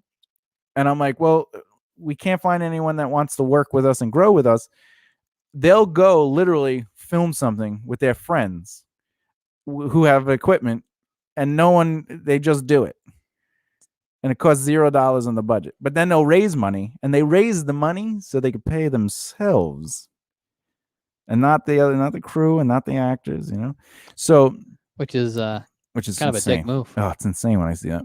But anyway, it's like you want to work with people that are, if you ask someone to join and work with you and grow with you, like they need to be focused on the missions and not necessarily what they want to do. Like if I join a band, I'm not going to come in with my ideas that are outside the ideas of the band. I will work if they ask me to come up with a riff, I would make sure the riff is in the feel of what they're looking. I'm not going to just start playing. Yeah, like when you worked with like the rap artists. Yeah, it's definitely not Doom. But even when I worked with Visaria for a little bit, you know, he was like, it has to be grungy. So I changed my guitar sound for him, and then he was like, your solos are too clean. So then I was working on like making the solos dirtier, and giggity. You know, but that's the thing. Like, even when I played bass for somebody, they were like, you know, every time they would critique me. Off? Yeah, I know. Someone did tell me to do that one. They were like, can you play a 4-string? Like, no, And this I was is like, the bass why? I own. Because you feel like you have to play that 6-string. And I was like, I don't have to play it. It's just, This is the bass that I own. yeah. And they're like, well, you get nervous and you have to play. I go, I don't get nervous. I've literally just played all your songs without ever listening to them. You write the easiest music in the world. How do you think I get nervous? You're playing traditional 1-3-6, 1-3-5s. I'm good. But even in those situations when I play bass for like this metal band, they would just like every practice and every show, they just be like, can you play it just standing there? Fine, I'll just stand here. Like, wait, what? Yeah, I moved around too much. I took away the attention from the singer and the guitarist who So were like then- the egos. So then, Right? why don't you guys just choreograph stuff so that the No, stage because shows? they didn't want me moving. Because I was literally would be at shows and the audience would just turn and just consumed me. They all surrounded my area of the stage. Eventually, I had to go basically next to the drummer, so I had to get taken from stage. So front basically, stage and- you went from front stage to left stage to behind the curtain. yeah, it was ridiculous. But I didn't care. It wasn't my band. Whatever you want. You want me to? So then I just had to play it, and I couldn't do anything fancy. I couldn't look. I had to sound like the record, which was insane because they definitely did not sound like the record ever. You know, Oh man. because it's impossible to sound like the record Yeah, because live. Even Dream Theater doesn't sound like the record. They Yeah. change things up because they're humans. yeah, like you're just there's no way that you're gonna sound the same way twice because you're Yeah. literally you're capturing an emotional performance in theory, Well, unless you're literally a robot. depends if I'm working with somebody. I set the emotional stage for whatever they give me. But still, you're still not gonna play the same thing twice. Yeah, no. Because Yeah. I mean, hopefully you do when you're recording, but but even then, each take is gonna be Ow. Don't do that. It hurts. yeah, don't do that. No, each take is gonna be slightly different because one, you're human. Two, like your emotion changes from like moment to moment, even if it is just slightly. So, as much as I agree with that, if you joined a band and they say we dress up before you were interested in trying out for the band, then you try out for the band, you do well, and they go, all right, we dress up and we change our names, we do like stage names, and you go, no, my name is JD McGibney, and I wear jeans on stage. Yeah, that'll be a dick move on my part. Right? And then we're like, well, you shouldn't be in the band. You can't be in the band then. And then you go, they're idiots. They're control freaks. But And- no, it's their band. It's not about it being their band. What is it about? You're joining a mission, and your job is to elevate those mission points. Yes. So it has nothing to do with it being their band. In fact, sometimes we know it. There are professional bands that don't have any original members in it anymore. Yeah. Right? But I think In Flames is actually one of them. but they still maintain the integrity, if not evolving over time, but they maintain the integrity of their core mission, their core message, their brand. So when you join a project, no matter what it is, film, writing, whatever, your job when you join something is not about you. It's about elevating the points of that project. And that's it. That's how you make a successful project happen. So that shows that the brand has power. The brand has the people believe in the brand. It's not really about the brand, and it's about maintaining brand integrity. Like if someone comes in and go, I'm gonna wear a clown outfit. We're dressed like vampires thoa. I'm a vampire clown. Yeah, get out of my head. And then like I would automatically just go to every one of that band shows. I almost would. I would allow it actually. I feel like I was like, the bigger the shoes, the better. Oh my god! Can we please start a vampire clown theme band? I'm a clown. I'll suck your blood. Oh, clown vampire. Blah. Blah blah blah. Georgie. Georgie. Now I am Pennywise, the clown. Now we're not strangers. Would you like a balloon? Do you have Prince Albert in a can? No, he didn't say that, did he? Later on, What's he saying? in the library, he's I forgot who he's talking Oh, to. I'm talking about when He's he's at the very beginning. Yeah, in the very right. Doesn't he go? I'm Pennywise, the dancing clown. The dancing clown. Now we are not strangers. Would you like some candy? Right? Candy. Oh, we all float down here, George. We all float down here, When you're down Georgie. here, you'll float too. That movie's so creepy. I like the orgy scene in that book. Have you read the book? I skimmed through it just because people said you should, and I was like, I hate every moment of this book. And you're like, oh, at least there's an orgy scene. I was like, 11-year-olds. oh, and yeah, I was like, wait, how old? I didn't know they were 11 when I read it because I was skimming. I was just like, oh, an orgy scene. This is crazy. And then you're like, go back. Oh my god! I thought they were all adults because I skimmed so far. Yeah, and they were adults. and they go back and forth. Yeah, I didn't know. What did I You're care? like, oh, they're having an orgy scene as adults. Oh wait, what? My favorite book Whoa. that's Stephen King should write is taking one chapter from every book and just putting it, but the first chapter of every book. That'll be so Or, funny. No, like let's say there's a 30 chapter book. Like the first chapter is one book, the second chapter is second chapter of another book.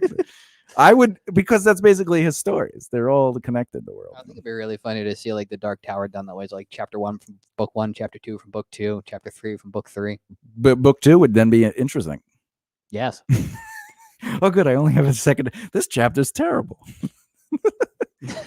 How many books were there? How many books? There's 7 in the main story, and then there's a short story, which is Little Sisters of Illyria, which is in one of the This collections. is going on far too long. Just this is a number. there's another book that's like a filler in between books 4 and 5. Oh, that's what she said. All right, so that's not bad. You could get like a 9 chapter book. Yeah. But you could even go back. You could be like, all right, now that we went through, let's go. Now we're chapter 8 from the first book, chapter 9 from the second book. I think it would actually still be a clear-cut book.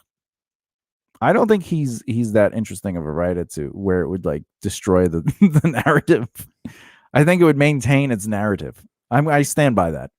I mean, what do you think? You should try that. You should read the first chapter of the first book, the second chapter of the second book, the third chapter of the third book, and then tell me what you think. I mean, we should try that now. It's new homework. I'm just saying. Wait, I got a question. So we're talking about like chapters, because like the way, if I remember correctly, the books are broken up into like 2 or 3 sections for each book, and then there's chapters within those. So we're talking about the first section or like the chapter within that. Whatever book? A chapter is. Okay. So however you define a chapter in his books. Right. And this is another way.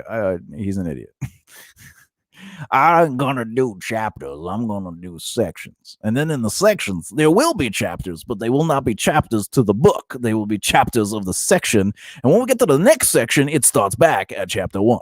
Chapter 1. So what you're saying is, don't more read drugs books. for that man. Yeah. Anyway, so the question of the day again, if we go back to the thing is ultimately, what does it mean to be successful in entertainment, and can anyone make a living doing what they love? And the idea is, what does it mean to be successful? There was actually something I wanted to going on here. I believe I'm asking a question. I was in the middle of it. Go ahead. I think we kind of skimmed on this earlier, but you basically, I think, have said that you don't believe that there is really separation between professional success and then personal success. Correct?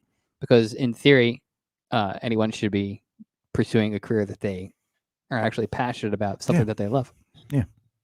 Well, then I guess that answers my question. Yeah. Why would I do anything I don't want to do? My life is dedicated to doing what I want to do.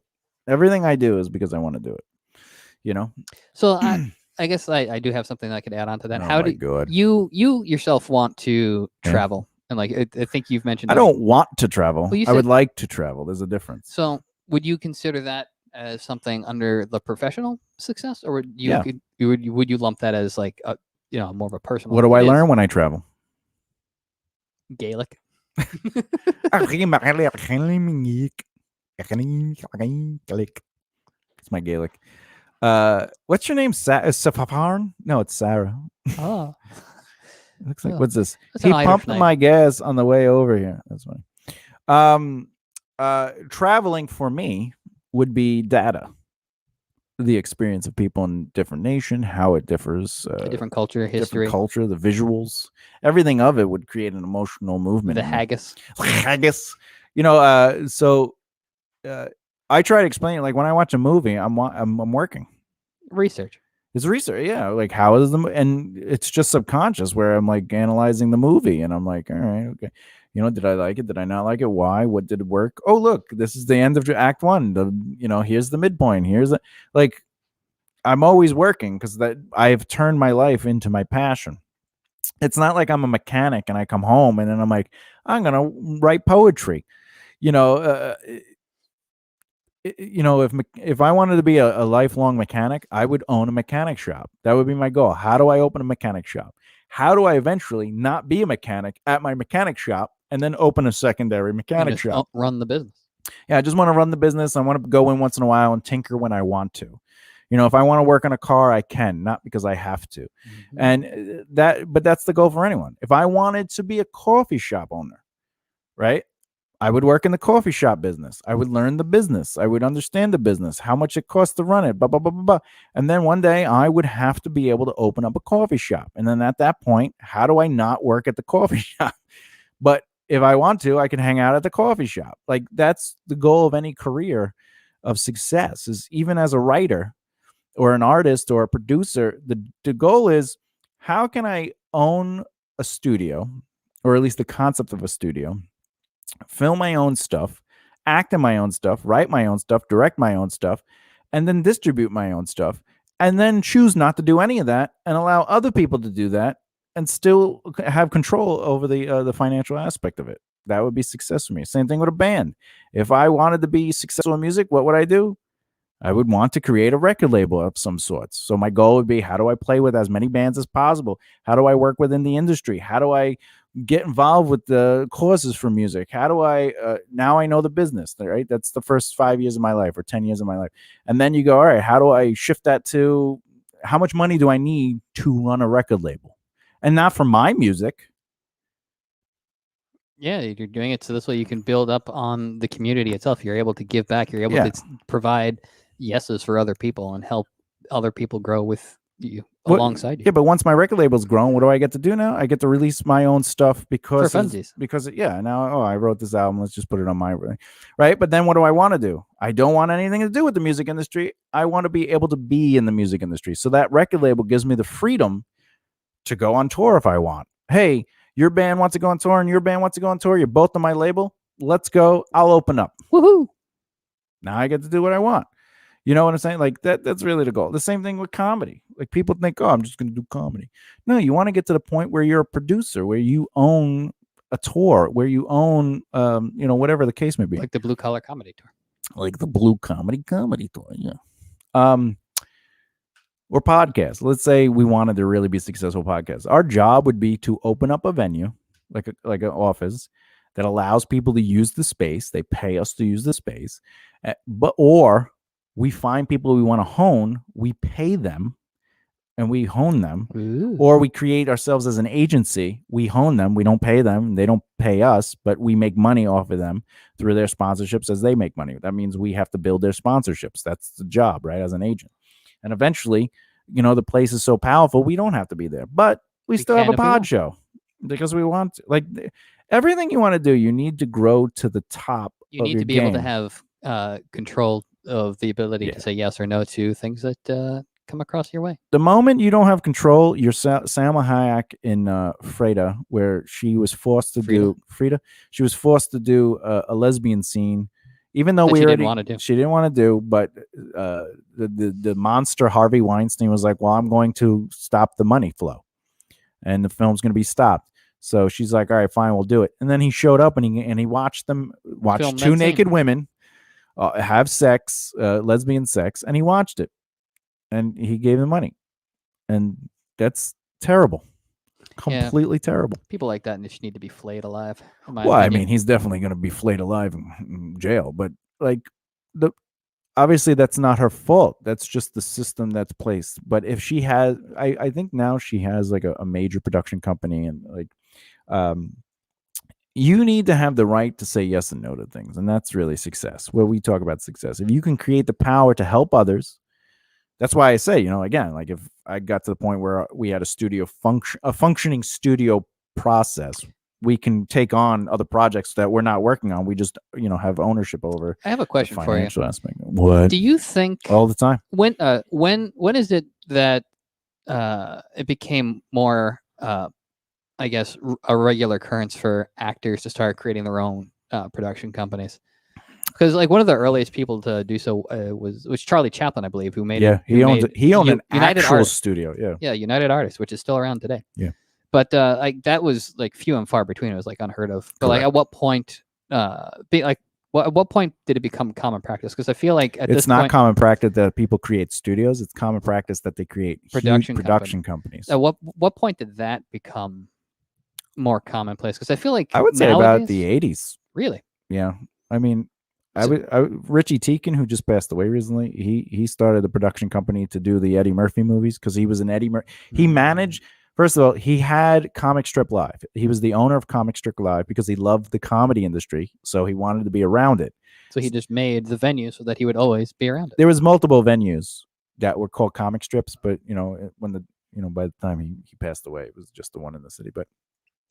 And then from there, he became a manager of comedians. And then from there, he got Eddie on Saturday Night Live. He got Eddie a movie deal. He got so he created a production company. He had a management company and a production company.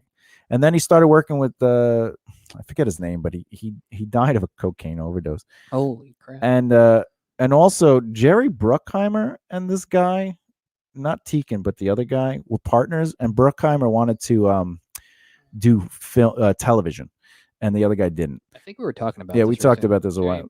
Bruckheimer. But anyway, The production company.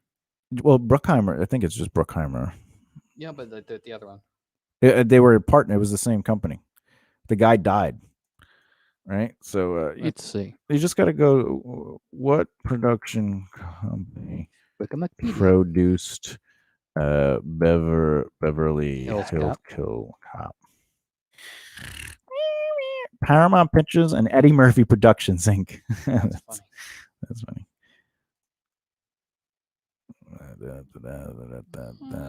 I didn't realize that he did Top Gun and The Rock Yeah, and yeah. Con Air. Yeah, Jerry Bruckheimer does a lot of stuff, buddy.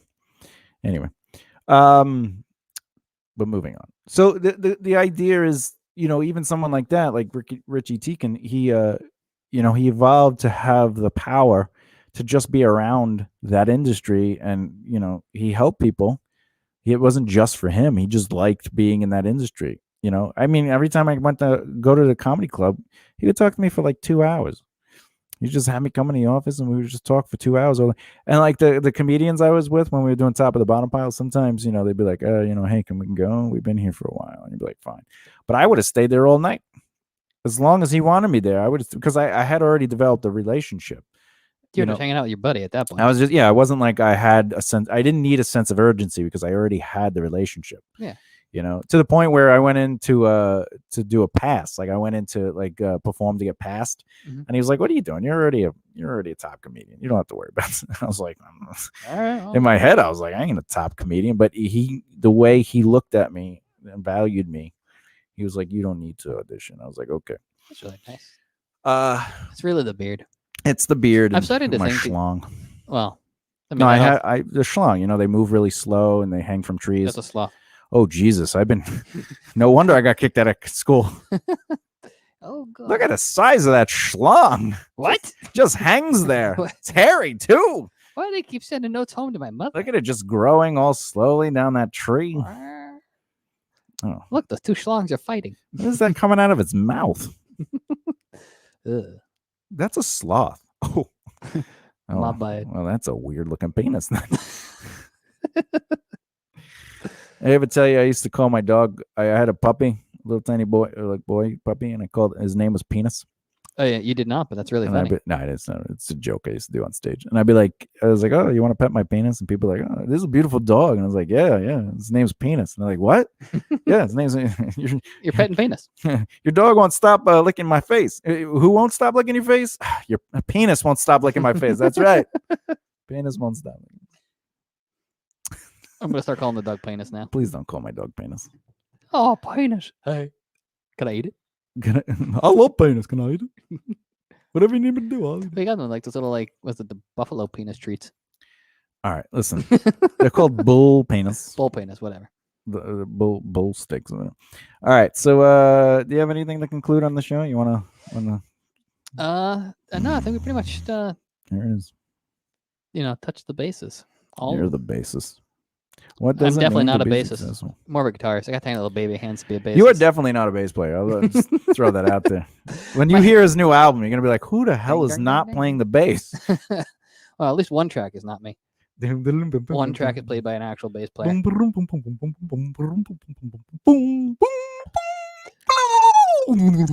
I really want that. Can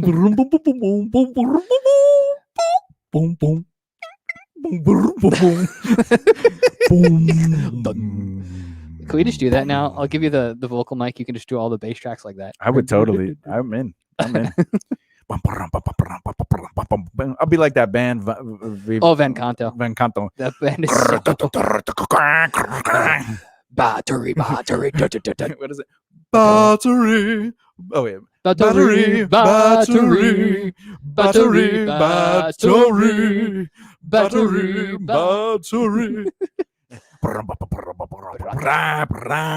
the guy does all the solos.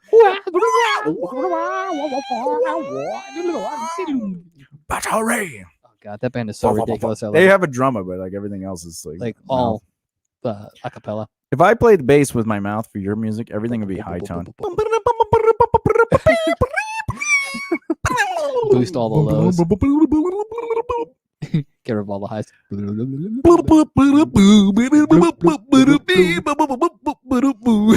I just have to double it so this way one's all low, one's all high, so it gets that twang. What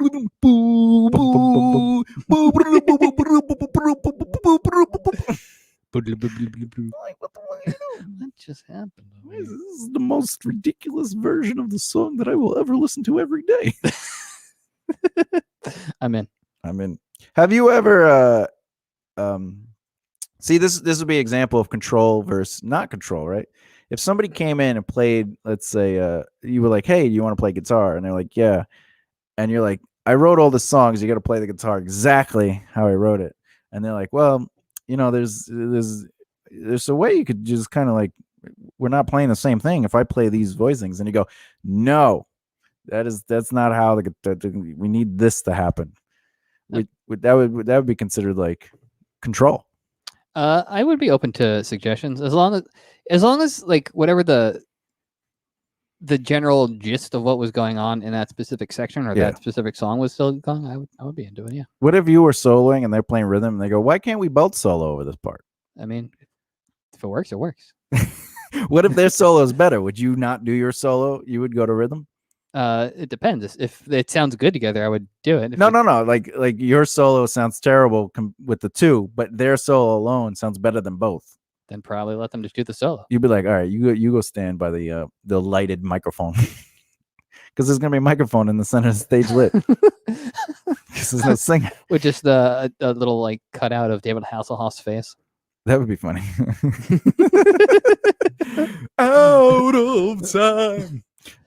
So you would let that happen? You would let somebody solo cancel out one of your solos in your songs? If it sounds good, then yes. Because they were like, oh, I got the and you're like, oh, that's if it works, it works. Yeah. That's it? Yes. All right, I'm gonna remember that. Hit the bell. All right, because I'm gonna change all your stuff. And I know it's gonna be better. Well, you're doing On the Wings Imperial. Yeah, but that is going to literally be the identical songs, just cut down to one progression per thing. It'll sound like I'm doing doubles, but like in the beginning with you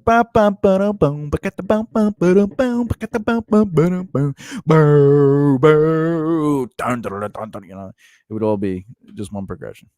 Those songs, by the way, would all be radio hits. If you could just to one, I'm telling you without a doubt, they would every one of your songs, except for songs that are under 3 minutes, because now they would be like 2 minutes, 1 minute, maybe 30 seconds. That song's gonna be a hit. That's an intro anyway. Yeah, no, but I'm just saying, like, if you could take your songs and just, every one of them would be a radio hit. All those pattern interrupts. Well, yeah, because it would just be pure. It would just be pure truth. Like the songs would just be the essence of what the song is supposed to be would be there, and it wouldn't be about like how long can I play this part, get away with it. If I could do this part for 8 times, I'll put a melody over 2, then I'll change the drums for 2. They'll have a harmony for this. I'll do a harmony and a solo. I'll have a giraffe come in and do yelling in the background. It'll be awesome. You know what? Maybe if I did it 16 times, I could add the thing. You know. Do you count progressions as a time through? Like what's a progression for you? How do you count progressions? I guess You know what a progression is, actually. for me, it's like is No, I When- mean just as a definition. from if like there's like a thought that goes from beginning to end and once. Yeah, but what would be considered one to the end? From the beginning to the end. I don't Like I the don't- whole song is one progression? No, definitely not. Oh, that's what I'm asking. Like, what would be considered from beginning to end, though? Like, what dictates a part's beginning and end? If there is a resolve to the idea and it hasn't repeated. Well, an idea, but see, an idea can repeat in a progression. So, like, dun, dun, dun, dun, dun, dun, dun, dun, dun, dun, dun, dun, dun. That could be technically a progression, even though those are separate bars. Dun, dun, dun, dun, dun, dun, dun, dun, dun, dun, dun, dun, right? That's 2 bars of 4/4, but that's one progression, I see what you're saying. right? Yes. Even though it sounds the same. But then you have your index or your turnaround, where it's like, you know, the one progression, the first, dun, dun, dun, dun, dun, dun, dun, dun, dun, dun, dun, dun. Then it does it a second time, dun, dun, dun, dun, dun, dun, dun, dun, dun, dun, dun, and then it goes, dun, dun, dun, dun, dun, dun, dun, dun, dun, dun, dun, dun, dun, dun, dun, dun, dun. And it starts that whole thing over. So that whole thing would be a progression, and each time through would be a progression. So mini progressions. There, yeah, you would. So it's like a burger and then sliders. Yeah, the way I would count it was up to the turnaround. So that would be one progression for me. That makes sense. But if I was learning it, I would break it into smaller progressions. How many times does that go? I'm curious. When I remember seem it. What? You seem it. What about semen? What? I remember you saying that like when you were, back in Tenebra, you did almost most of the writing. Was it just because like literally no one really came in with like music as frequently as you did, and like they just kind of like put their like once you came in with like a song, everyone like threw their ideas in? Or, like what really was the reasoning why you were the main writer? Because I'm awesome. No, I think it's just because I brought in the most music. But like, it also, this is a true quote from multiple people. Hey, that's a cool riff. Let's work on it. No, this is my riff. I don't want this band using it. Really? And then you're like, well, why would you play it so we could jam on it? Well, because I wanted to work it out. Well, not on our time. Get the fuck out of here. Another thing was, I would come in. I do it to you almost every Sunday now. I go, all right, what's the show going to be about? And you go, I don't know. And I go, well, think of something. And then you go, you got this. That was how writing music was with a band. Because I didn't want to feel like I was doing everything. Not because I will do everything all the time. You wanted to invite people to be part of the thing. Yeah, I wanted to be like a sort of like, communion of people. But like, I would literally be like, you guys write. And I've talked about this they would start riffing. And then as soon as I started riffing on whatever they did, they would all go, and they would just start playing what I was playing. And then what would happen? The song would be written by me. And it was weird. But, the other thing though, like with writing, like when I write with people, they'll write their stuff and I'll get it back. And my biggest concern with people is they're just liars, but they're also, they want me to say nice things about their crap. So like if we work, like, let's say I play a song or I write something and the person, I read it and they go, oh, this is great. And then they go, here's mine. And I go, you need a lot of work. This. Oh, yeah. Just because you like my stuff doesn't mean I want someone to go, that's not good. You need to fix this. And I go, all right, whatever. I'm not going to fix it, but thanks for I get it now, but also I don't want people to say it sucks just to say it sucks. But, yeah, you want people to be honest about the critique. So do you feel like whenever you brought in stuff to like run it by people as like an idea, do you feel like they just kind of said yes just to be nice and to appease you, or do you feel like they were expecting you to do the same thing? Like, I think Dan was probably the most honest, and then Justin was always like, he didn't care either way. He was just like, he just wanted to play music. And then my cousin probably would be like that. What do you mean? Like he would just, like what you're saying. Yeah, he'd be like, oh, that's cool, because like he would show me stuff, and he wanted the validation. Yeah, and I'd be like, it's all right, But he was also the one who played around with the music the most. So like if I brought something in and he learned it, then he would mess with it the most. Gotcha. And he would give me these looks like, look, I made it better, and I'd be like, well, it's not better, but it's you want to play it, so go ahead. Like, what do I care? Like, people thought I cared. I cared when we learned it because I'm like, let's just learn it so we understand the song. And then we can change it from there. Yeah, what do I care if you play it less or like if you can't play it as is, I'm not gonna be mad. It's just music. Like who cares, But if I was recording it and I wanted it to sound like the song, I'd be like, I'll record it. If you can't play it, I'll record it. And they'd be like, but I want to be on the album. And I'm like, don't learn the thing. You can't play it.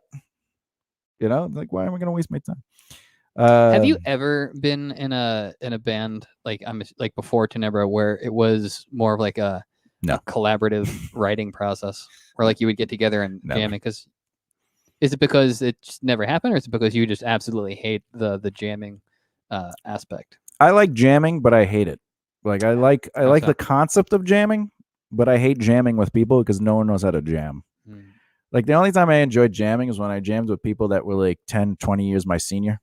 Because they knew. Yeah, I was the crappiest player in that room, but it was fun because I had to keep up. And it wasn't like people were following me. Mm-hmm. You know what I'm saying? But in a real jam, no one follows anybody. They follow the theme of the music, but it's not like what's so-and-so going to do next? All right, we'll just jam on this riff until they change. Like in a real jam session, it sort of like goes around the room. And things kind of just like flow organically and you're able to just like go with where the music is taking you. Yeah, but I guess when I was in my jazz class, like sometimes before class started, we'd be jamming, but like, we're what, 16, 17? Yeah. Anything we're playing is not warming good. Up for class. Yeah, just a bit, but Hollywood would be playing the she was really good at that, like jazz stuff, like, and then and then the bass play boom boom boom. I really want to record you doing a jazz album, but all acapella. Acapellas. But I don't know. Music is just, it's like with writing, well, when we were working on The Circle, they would write their scripts and then they would come back and I'd go, well, I would ask reasonable questions like why or how or this needs to be clear or this has nothing to do with what happened. Like there's no emotional through line from the last 6 episodes that happened. We need to include that. And the pushback would always be, yeah, but they want that. I can't fit that in, or that wouldn't make any sense in this episode. And it's like, well, then this episode has to change so that it makes sense because because the important through line has to happen. Yeah, you have to provide evidence to the song, to the story, to the whatever. Like it's like you writing a song and then going, it'd be really cool if I just did this in the middle of it. And if it doesn't make sense narratively, you just ruined your song. It might sound cool.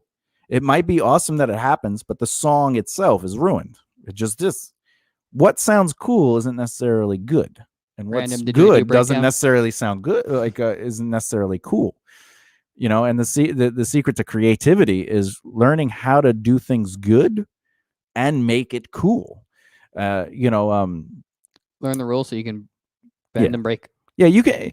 It's like a painter who never learned how to paint. And they just think they're amazing because they're just, I don't need to know how to paint. I just put paint on there and it comes to life. And you're like, you're just throwing paint on the canvas. Yeah, but it's just chaos painting, it just makes its own, and then they learn like one technique with a brush. And the next thing you know, all they're doing is painting with the brush now. They're like, oh, I didn't know I could do this.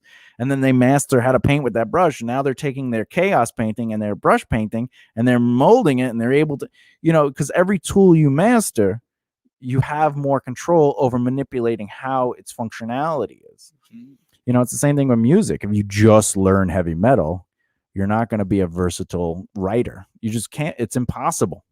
If you don't know blues, jazz, rock, funk, metal, like if you don't know different styles of music, you cannot be a versatile. You can't. How can you be? If you're playing, you can't because you don't understand what's going on. Yeah, it's like if you wrote a song and in the middle you wanted to do a quote unquote jazz part, and it was just weird timings and off 9s and 13s, and you're like, but that's what they do in jazz, and you're like, it's not a jazz part though. And if you knew how jazz worked, then you could put it into a metal song and it can work. There's some bands you show me that kind of do that, but it doesn't make sense narratively. it's like, look at what we can do. We can do this style and we can do this style, but narratively it doesn't make sense. And that's why I usually say they're not good songs. They're cool parts, but it's not a good song because the narrative isn't there. How do we get to the jazz, or how do we get to the weird part? Like what made Frank Zappa amazing at writing good songs is he was writing weird, and we were already on for the ride. It wasn't like it was like weird for weird's sake. He was like, how do I write weird? The guy played a solo on a bike. Wait, what? You don't know about this? No. He got banned from one of those black and white talk shows. He went on, he had a bicycle, and he just had sticks, and he's like, bloop, bloop, ding, ding, ding, ding. And they're like, what are you doing? He's like, oh, I play the bicycle. And it was genius. That's and it really was a funny. good song. Why? Because he understood how to make a good song. Because, yeah, he was just... I need to see this video. You've never seen it? I've never seen this. Oh, I don't think it's a terribly sounding song, but it's good because he knew what he was doing. He understood the process of the instrument. You know, he knew what was a tung tung sound. He knew what it was a plink plink sound. Like he knew how to manipulate the sounds to make what he wanted. Are you familiar with the artist That One Guy? No. Oh my god, he literally he built his own like instrument. It's like multiple things. Yeah, I know like, that guy. Yeah, that thing is ridiculous. Yeah, I know. I know who you're talking about. It's worth a funny hat. Who doesn't wear a funny hat? But you know, you have to be a master of what you do before you can start trying to manipulate it. But you're a musician, and I know millions of musicians. They just go, "This sounds cool," and they go, "The next part sounds cool," and the next part sounds cool, and the next part sounds cool. Doesn't mean it's a good song. Just like when you write, like writers, I hate when I read this stuff. It's like an awesome scene, and then the next scene, what's going like emotionally, what is going on? We went from this cool scene to this moment. Well, you need a reprieve. That's what you need to rest. You need to rest the audience. Yeah, but they still have to the influence of that scene. Like if I get into a huge fight with someone physically or even emotionally, the next scene I'm not going to be super happy. Yeah, no, it needs to make sense within the context of the narrative. Yeah, or I'm not going to have made up with them off camera, where now we're just hanging out and there's no animosity. Yeah, no, you need to see that. You need to see the evolution of the character. Same thing with music, though. You need to see the evolution of change. If you don't, it doesn't make sense. It's like a key change in a pop song. The reason they could do the key change is because they've already educated the listener on the song. So then the key change is just the same part in a key change. It's like, oh, you've made it slightly different. I am intrigued. Yeah. And it's also a process of elevating. So like, it's the same thing as like a rising 9 to a resolve. I mean, a rising 7 to a resolve 9. Like, you got to make sure that you have the foundation and like everything has to connect. So like clearly, I think that's one of the reasons why the movie Fifth Element is so good.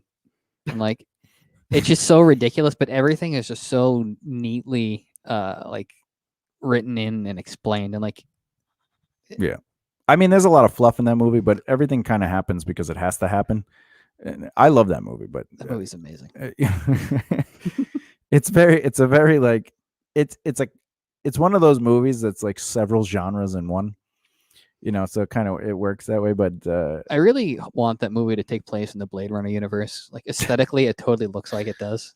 I mean, with like the cars and whatnot. Yeah, but everyone's actually moving at normal speeds. Where do I gotta walk from here to there? Yeah, but brood. All right, what does that mean? Like, you know how you'll get over there in like 30 seconds? Yeah. Could you take like a minute? What do you mean? Play like really sad jazz music. Yeah. Jazzy overtones. Yeah. But that's we're talking about something completely different. But creatively, when you're creating though, like you need to have control over what you're doing. And when you're trying to if you're trying to be weird for weird's sake, it's gonna suck. You need to have a purpose.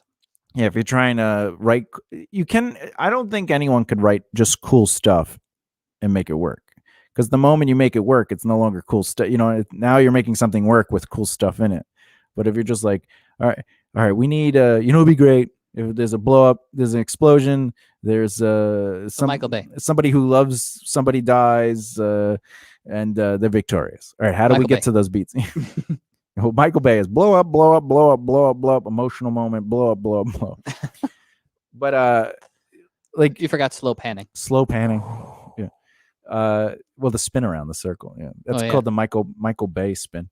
But Literally every one of his movies has the Michael Bay spin. yeah, he did it with Optimus Prime, and in an interview, he was like, "Yeah, I did it with Will Smith. Why can't I do it with Optimus Prime?" Right. He also did it with Nicolas Cage. Anyway, Yeah, it's on The Rock. but like, if you write songs or stories or anything, and you're just like, "Here's a cool part. How do I get there?" Yeah, no. Like, how does this happen? Because something else important Yeah, happens. it's like why Yeah. does that happen? Yeah, why is that? So why? Like when I watch stuff and there's no seeding, there's no like in music. If you're gonna do something really, really weird and out there, you need to seed that in the music somehow. You need to seed those themes Mhm. without getting too crazy. And you can actually take a crazy part and simplify it in the song, and then later on really expand on it. Mm. Something I do with my music is I do like Never repeat. Well, no, I repeat, but I evolve those repeats, and also I'll take counter rhythms and I slowly build those up throughout the song. So like it's very common in my music where like something is doing one thing, another thing is doing another and another, and it just builds up to this thing, and then it just changes completely. Because I think basically they're called fugues, where you just take and then you put something over that. For a second, that sounded like I Was Made for Loving You by Kiss. I was made for loving you, baby. You were made for loving me. Oh my God. Please make that a Doom version. I was made for loving you. Doom. Boom, boom, boom, boom, boom. Actually, if that was gonna be Doom, it'd be like, and there'd be a piano go.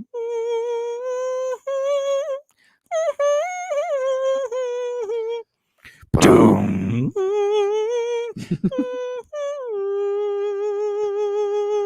Doom, doom, doom, doom. We'll do that. Right, and For all of a sudden you 4 go, minutes. over that, you hear, I was made for loving you. Baby. And you were made for loving me. And then that's it. Tonight. That's you were made for loving me. Oh God, this needs to happen. Please. What about that other song? One of my favorite songs they do is like, I'm a Capricorn and she's a she's a dancer.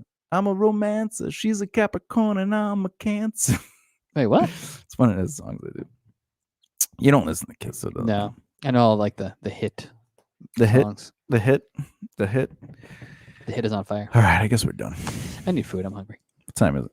It's JD. Oh, JD, look, your camera looks a little bit better in this position. Oh, See how I fixed it? Yeah, you moved it closer. No, but you see, like it doesn't have that bright. I did this because you don't look at the camera. Well, not look at it, but you see how see mine? Like I'm like on an angle. See that? See that? I'm definitely not at an angle. Yeah, you weren't doing that enough, so I had to move it. So you were. I'm over here. So this one looks like we're like. Yeah. Oh, I'm just looking at you so I can have a conversation. Yeah, but they don't know. Look, you just look. Look, I look at the monitor. You look at your monitor. Watch. Look at your monitor. Not past your mic. Oh. See, boom. Oh, look at that. And then occasionally you look at each other. Hey, what's up? Then I click this. Boom. There's me. Hey. Hey, look at you. Jesus, I'm gorgeous. You are. Look at that. It's JD. Yeah. Oh, Jesus. I want to see that. Whoa. If you could get a sex change, would you? Well, probably not. Why not? I mean, I like to, pee standing up.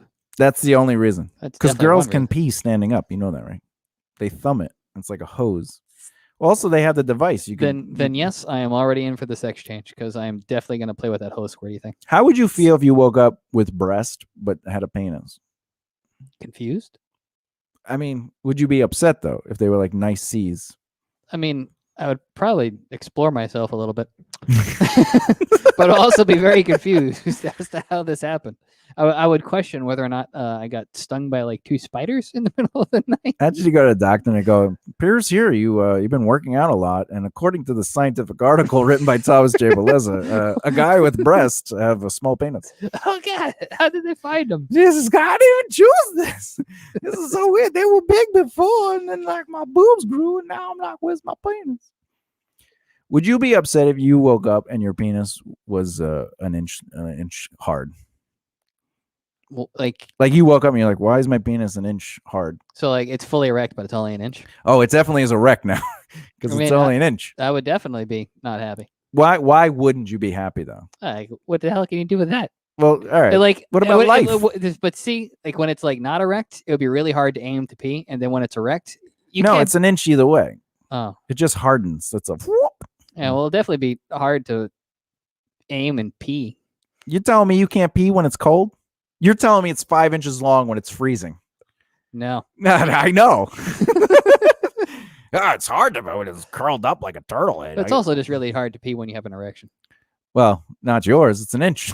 Well, in that case, and that's it. So your whole life is fixed. Yep. There you go. I can just pee all the time. Yeah, but would you?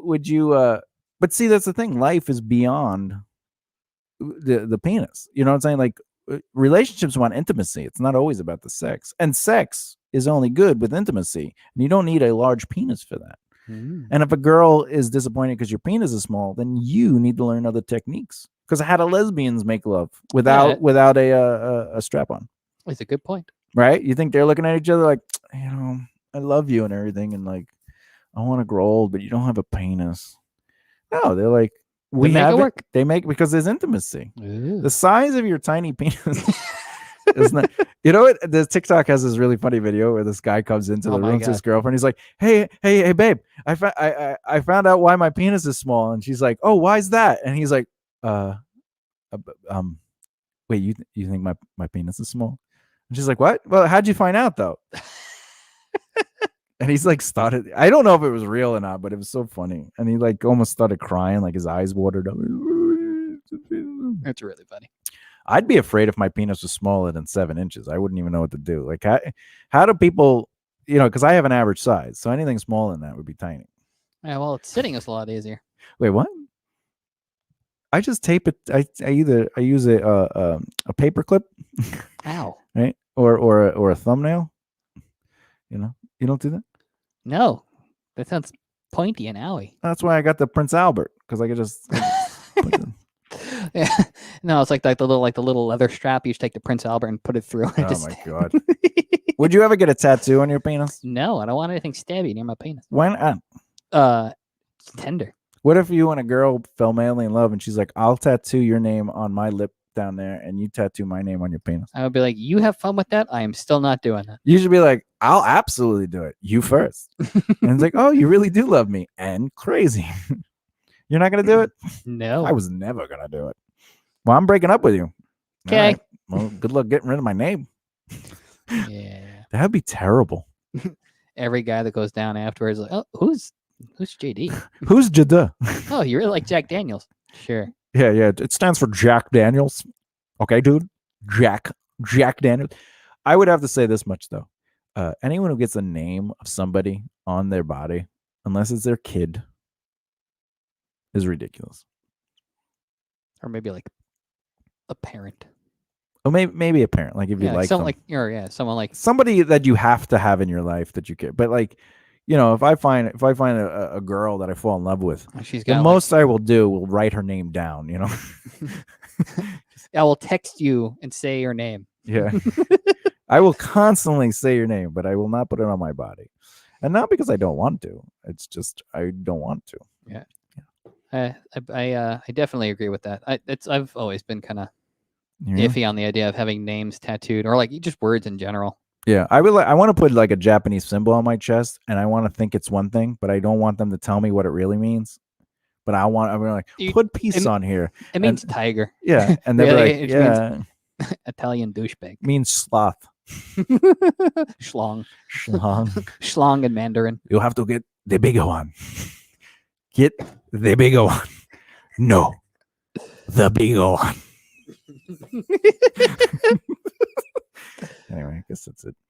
All right. Good night, everybody. If you don't know, I'm Thomas J. Bellezza. This is JD McGibney. and I don't make this stuff up. I make up at least 50% of it. Oh my god. And the dog, we're that's pretty sure, accurate. just bailed on the show, He totally left the show. mainly because he can't go down the stairs. Yeah. Wait. What? Would you go down the stairs? I do every time How? with my legs. Look at us. We look good.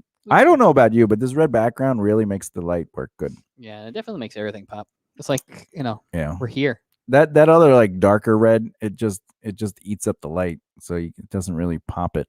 And white would just be too bright. Oh, God, we would get sunburned because we're so pale. Maybe you. I'm already dead.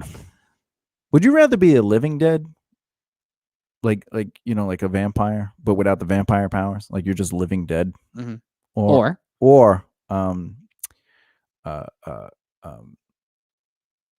zombie. No one wants to be a zombie. Exactly. Or a werewolf that when you wear out, you actually you turn into a little puppy with a very small penis. Oh my God, that one. I would rather be a puppy. I'm so adorable. I'm so rough. Happy dog. I'm a happy dog. All right, bye.